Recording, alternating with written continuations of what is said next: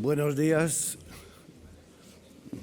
En primer lugar, muchas gracias a los organizadores por invitar a FEPES a participar en esta magnífica jornada. Don Valentín Almansa ha iniciado la jornada con lo que yo considero que es una muy buena noticia, y es que previsiblemente la propuesta de reglamento de uso sostenible de fitosanitarios no se apruebe en esta legislatura comunitaria. ¿Y por qué considero que es una muy buena noticia? Porque tengo que considerarla en el contexto de los objetivos, y de todos los objetivos, no solo de los objetivos en el ámbito fitosanitario, de los objetivos de la estrategia de la granja a la mesa. La estrategia fija tres grandes objetivos: reducir la huella medioambiental y climática, y para eso plantea la reducción del uso y riesgo de plaguicidas; garantizar la seguridad alimentaria frente al cambio climático y transitar hacia la sostenibilidad competitiva. Posiblemente, desde el punto de vista de la producción de frutas y hortalizas, el tercer objetivo sea el más relevante, porque de él depende la sostenibilidad económica y social del sector. ¿Cuál es el problema cuando analizamos los objetivos? Pues el primer grupo de objetivos, los relacionados con reducir la huella medioambiental, son objetivos obligatorios. Y hay análisis de impacto. No hay un análisis de impacto específico del sector de frutas y hortalizas, pero sí hay análisis de impacto muy relevantes. Mientras que el segundo objetivo, garantizar la seguridad alimentaria y transitar hacia la sostenibilidad competitiva, son objetivos aspiracionales. Y luego veremos, ¿realmente son compatibles estos objetivos? ¿Las medidas previstas para cumplir los objetivos aspiracionales son proporcionales a los retos que plantea el primer objetivo? Vamos a echar una ojeada a los análisis de impacto. Universidad de Wageningen dice: reducción de los rendimientos hasta un 30% en cultivos permanentes. Departamento de Agricultura de Estados Unidos: impacto negativo sobre la producción y el autoabastecimiento. Y también, muy relevante, impacto negativo sobre el acceso a los alimentos en terceros países, especialmente en África. JRC, Comisión Europea: aumento de costes en hortalizas y cultivos permanentes y empeoramiento del déficit comercial. Arcadia Internacional: las importaciones netas de frutas y hortalizas se duplicarán. Y ahora considero muy relevante esta diapositiva. ¿Por qué? Pues porque nos da el calendario. Vamos viendo una sucesión de análisis de impacto muy negativos del documento de la estrategia, un documento que inicialmente el sector consideraba que planteaba unos objetivos aspiracionales, no obligatorios. Universidad de Wageningen, junio 2020, Departamento de Agricultura de Estados Unidos, noviembre 2020, JRC, julio 2021, Arcadia Internacional, septiembre 2021. Es más, el Consejo Europeo, y todos coinciden en estos puntos básicos: caída de los rendimientos y de la producción, caída de la productividad, pérdida de competitividad, crecimiento de las importaciones, caída de las exportaciones. El Consejo Europeo invita a la Comisión a que dé prioridad a los trabajos relativos a la seguridad alimentaria, y esto lo hace el 25 de marzo de 2022, en un contexto en el que se prevé que la demanda mundial de alimentos crezca entre un 35 y un 56% de aquí a 2050. Bueno, pues hasta aquí tenemos los análisis de impacto, y esto es por lo que estamos preocupados, y del calendario. Hemos dicho que la llamada de atención del Consejo es del 25 de marzo de 2022. Respuesta de la Comisión: junio de 2022, 3 meses después. propuesta de reglamento sobre uso sostenible de fitosanitarios. Y ahí establece como obligatorios los objetivos de la estrategia de la granja a la mesa. Ya no hablamos de objetivos aspiracionales, estamos hablando de obligaciones. No voy a repetir algo que ya don Valentín Almansa ha explicitado. Reducción a nivel de la Unión, reducción a nivel de Estados miembros, zonas sensibles. Y en España, ¿qué pasa en España? Pues en España, en diciembre de 2022, se aprueba el Real Decreto sobre uso sostenible de productos fitosanitarios, que tampoco voy a entrar al detalle del contenido del Real Decreto, pero que establece el modelo de aplicación de los... Es la base para aplicar las obligaciones derivadas del Reglamento de uso sostenible de fitosanitarios. Y también se aprueba el Real Decreto de nutrición sostenible en los suelos agrarios, que sería la base para aplicar las obligaciones derivadas en el ámbito de los nutrientes en la estrategia de la granja a la mesa.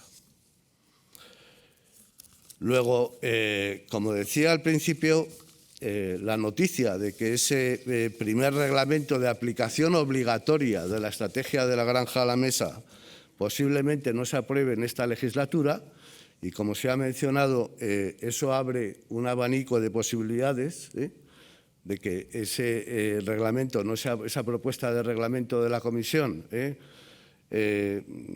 tan orientada exclusivamente hacia la defensa de lo ecológico, finalmente no se apruebe. Veamos el segundo objetivo: garantizar la seguridad alimentaria en términos de suministro suficiente y asequible. Obviamente es un objetivo aspiracional, basado más en el voluntarismo que en la propuesta de medidas concretas. ¿Por qué digo esto? Porque estos son los objetivos, las medidas que plantea la estrategia. No hay una política incentivadora de la producción que garantice la seguridad alimentaria. Hay unas declaraciones que dicen que se puede cumplir ese objetivo reduciendo el desperdicio alimentario, cambiando las pautas de consumo, fomentando una dieta con más alimentos frescos y fomentando las cadenas de suministro más cortas. Pero la realidad es muy tozuda.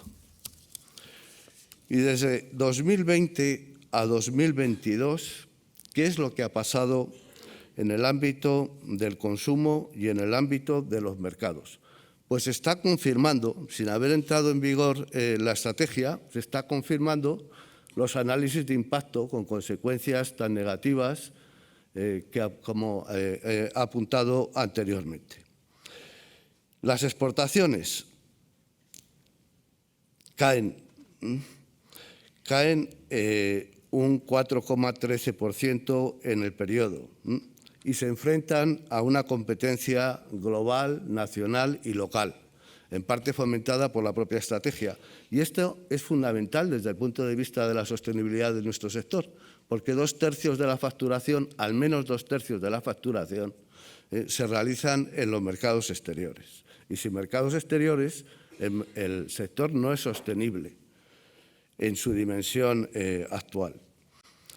Además, la tasa de crecimiento de las importaciones se dispara y pasa a un 32,81% en 2022 y ya representa el 40% del consumo nacional. Además, la tasa de consumo de los hogares de frutas y hortalizas se desploma a un 12,16%. Y mientras que el IPC de alimentación se dispara un 15,70%. Es decir, el escenario, el contexto económico de 2020, año en que se publicó la estrategia, a 2022, ha cambiado radicalmente. Y, sin embargo, la Comisión insiste con su propuesta, que como ya he dicho, espero que no se apruebe, insiste con su propuesta de aplicar los objetivos obligatorios que mencionaba anteriormente. Y el tercer objetivo de la estrategia, Transitar hacia la sostenibilidad competitiva, aplicando los objetivos obligatorios. ¿Hay proporcionalidad y coherencia entre estos objetivos? Pues veamos, vamos a ver si hay proporcionalidad entre las medidas y el objetivo de transitar hacia la sostenibilidad competitiva. El primer objetivo, garantizar una renta digna a los agricultores mediante los pagos directos. Bueno, vamos a ver en qué consisten los pagos directos en el sector de frutas y hortalizas. En primer lugar, la generalidad de los productores de frutas y hortalizas no han recibido nunca pagos directos. Ahora hay una oportunidad, porque son agricultores en desventaja. Claro que son agricultores en desventaja, porque realizan la misma actividad que otros agricultores, en general todos los comunitarios, que sí reciben ayudas directas. Este año parece que vamos a poder pedir pagos directos, acceder a los pagos directos a través de la Reserva Nacional. Bueno, vamos a ver. Pero suponiendo que recibamos pagos directos, ¿cuál es la cuantía de los pagos directos? ¿Garantizan una renta digna a los agricultores? Bueno, no me voy a extender en la cuantía de los pagos. Ahí los tienen ustedes. En el caso de cultivo de regadío y en la región de Murcia, la ayuda máxima sería 205 euros por hectárea, en cultivos permanentes 142 euros por hectárea. Vamos a los ecoregímenes. ¿Qué dice la estrategia? Lo dice literalmente. Ofrecer una importante fuente de financiación a través de los nuevos regímenes ecológicos, con un presupuesto compartimentado obligatorio para los Estados miembros. Bueno, eso, por ejemplo, en uno de los ecoregímenes, espacios de biodiversidad, supone 56 euros por hectárea. ¿Realmente eso garantiza una renta digna? ¿Contribuye a la sostenibilidad competitiva del sector? Pues aquí tenemos un simulacro. Si yo aplico los resultados de los análisis de impacto sostenibles, no del que está pendiente que tiene que presentar la Comisión después de haber presentado su propuesta de reglamento hace ya más de un año, ¿no? ¿Cuál es el saldo? Bueno, pues aquí es un simulacro, insisto. Si tengo una reducción de los rendimientos en un cultivo de nectarinas, por ejemplo, del 15%, si tengo una reducción de rendimientos por dejar el 4% de espacio de biodiversidad de 1.008 euros hectárea, el saldo entre la pérdida provocada por las obligaciones derivadas de la estrategia y las ayudas percibidas según explicita la estrategia sería que en una hectárea perdería aproximadamente 4.500 euros y en 10 hectáreas perdería aproximadamente 45.000 euros. Y esas son las medidas, literalmente, que dice, y estas ya están en aplicación, las medidas previstas en la estrategia para compensar por el cumplimiento de los objetivos obligatorios. Otra de las medidas que plantea la estrategia es el mercado admitirá un mayor precio para la producción sostenible. Bueno, en el marco del proyecto CUT hicimos una encuesta en noviembre de 2022 y creo que la situación ha cambiado. ¿Y cuál es el resultado de los criterios de compra? ¿Cuál es el primer criterio de compra? Pues el precio, seguido de la estacionalidad, el origen y el método de producción, es decir, la sostenibilidad es el último. ¿Y qué pasa cuando dejamos de ser competitivos? Pues pasa lo que está pasando en el Reino Unido con el cultivo del tomate, pero que se puede extrapolar a otros muchos cultivos. Pues que la competencia exterior nos expulsa del mercado. España ha sido tradicionalmente el primer proveedor de tomate del Reino Unido, un mercado muy consolidado, por decirlo de alguna manera, muy del sector español. Bueno, pues ahí tienen. En 2022, Marruecos prácticamente ha doblado a España en sus envíos de tomate a Reino Unido. Luego, la sostenibilidad competitiva, la competitividad, es el punto fundamental que debemos considerar al estudiar las políticas comunitarias.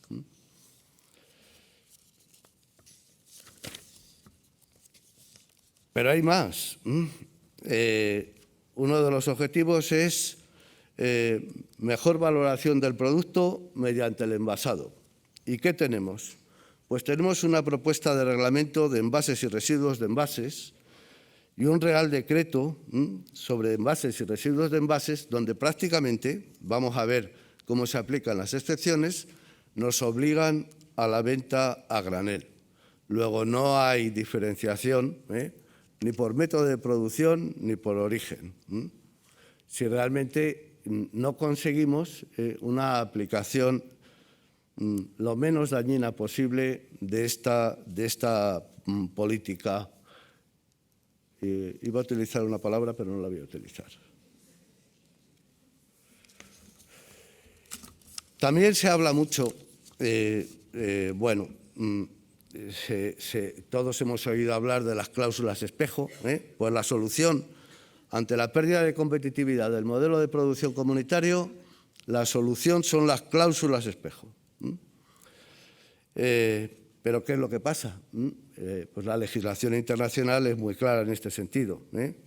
Dice literalmente el informe de la Comisión al Parlamento Europeo y al Consejo de junio de 2022, coincidiendo con la propuesta de reglamento de uso sostenible de fitosanitarios. Dice literalmente, la aplicación de las normas de la Unión a los productos importados debe efectuarse respetando plenamente las normas de la Organización Mundial de Comercio y los objetivos de carácter económico, como el aumento de la competitividad o el fomento de la igualdad de condiciones, no son válidos con arreglo al artículo 20 del GATT. Es decir, no se pueden aplicar, hablando en plata, las cláusulas espejo. Como no se pueden aplicar, ¿qué dice la Comisión? Dice, los acuerdos comerciales y la cooperación bilateral ofrecen oportunidades para adoptar acuerdos con países socios. ¿Vamos a renegociar los acuerdos comerciales aceptando las cláusulas, los objetivos obligatorios de la estrategia de la granja a la mesa? ¿Es que determinados países muy deficitarios en alimentación van a asumir esas obligaciones para generar todavía más hambruna en esos países, sin considerar las implicaciones geopolíticas que pueda tener desde el punto de vista de la migración hacia la Unión Europea? Pero en FEPE somos muy escépticos sobre la aplicación de los acuerdos comerciales. Veamos uno de nuestros grandes competidores, Marruecos, competidor sistémico, cómo se está aplicando el acuerdo comercial o de acuerdo de asociación de la Unión Europea con Marruecos. Pues no se ha aplicado nada de lo que estaba previsto para equilibrar el mercado. No se aplica la cláusula de cooperación, no se aplica la medida de salvaguardia, no se han adoptado los contingentes de Marruecos por el Brexit, se ha devaluado el régimen de precios de entrada, la posición de la Comisión y del Consejo es abiertamente favorable a Marruecos, se aplica al Sáhara Occidental las concesiones previstas en el acuerdo de asociación. A la vista de esta experiencia, ¿es que el sector puede confiar en que la política comercial de la Unión Europea va a resolver los problemas de competitividad que plantea la estrategia de la granja a la mesa? En mi opinión, sería muy ingenuo. Para terminar, ¿qué consecuencias sacamos a fecha de hoy? Vamos a ver, como se ha adelantado anteriormente, cómo quedan finalmente las propuestas de reglamento comunitarias. Pero ¿qué podemos esperar los productores a fecha de hoy? Lo que estamos viviendo ya. Mayores costes unitarios, restricciones, obligaciones, pérdida de cuota de mercado frente a una competencia global. Recordar que crecen fuertemente las importaciones en España y caen las exportaciones, nuestras exportaciones a los mercados europeos. Para los consumidores, lo que estamos viviendo ya, precios más elevados y alimentos frescos menos asequibles. Ese objetivo de la Comisión de garantizar una dieta más saludable, más asequible, no se está cumpliendo en absoluto, sino todo lo contrario, más comida basura. Para los proveedores, pues sí, efectivamente, hay nuevas oportunidades de negocio para los suministradores de insumos y de servicios digitales y otros condicionadas a que el sector genere el resultado económico necesario para pagarlos. Si el sector no mantiene su sostenibilidad competitiva, no podrá pagar los nuevos servicios. En consecuencia, y con eso termino, ¿cuáles serían nuestras prioridades? Priorizar la seguridad alimentaria, lo que implica un cambio de política significativo. Hay que incentivar la producción, entendida como el acceso de todos los ciudadanos a alimentos asequibles y saludables, sin provocar pérdidas de autosuficiencia alimentaria de la Unión Europea frente a una competencia global. El segundo sería revisar los objetivos, las medidas y los plazos, priorizando la sostenibilidad competitiva. Hasta ahora, también lo ha dicho don Valentín, la posición de la Comisión, de los responsables de medio ambiente, es muy beligerante. Por eso han aparecido en el reglamento pues, las zonas sensibles, etcétera.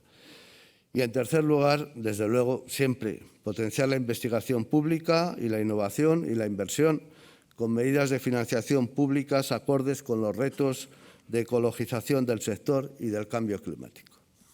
Estas son nuestras prioridades a fecha de hoy. Esperamos que el cambio en las nuevas propuestas legislativas sean más acordes con estas prioridades. Muchas gracias por su atención.